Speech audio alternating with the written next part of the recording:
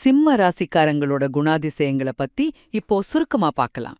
நாம பார்க்குற தினசரி ராசி பலன்களை தாண்டி ஒரு சிம்ம ராசிக்காரரோட உண்மையான குணம் என்ன, அவங்களோட காதல் வாழ்க்கை ஏன் அவ்வளவு சுவாரஸ்யமா இருக்குன்னு இப்போ நாம ஆழமா பார்க்கலாம். முதல்ல அவங்களோட ஆளுமை. சிம்மம்னாலே சிங்கம் மாதிரி தாங்க. பிறப்புலயே அவங்களுக்கு ஒரு தலைமை பண்பு இருக்கும். யாருக்காகவும் அவ்வளவு சீக்கிரம் தலைவணங்க மாட்டாங்க.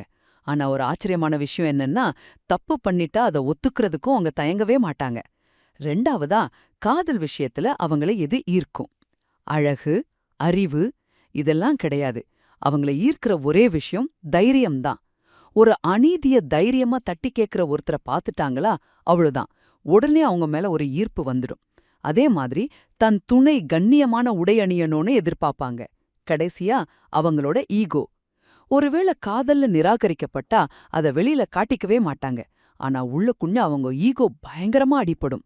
அதனால தங்கள நிராகரிச்சவங்கள விட எல்லா விதத்திலும் சிறந்த ஒருத்தர கல்யாணம் பண்ணி அவங்கள வருத்தப்பட வைப்பாங்க. ஆனா அதே நபர் உதவி கேட்டா முதலால ஓடிப்போய் உதவுற இரட்ட குணமா உங்களுக்கு உண்டு. சுருக்கமா சொன்னோம்னா, சிம்ம ராசிக்காரங்க தலைமை பண்பும் சிக்கலான ஈகோவும் கொண்டவங்க.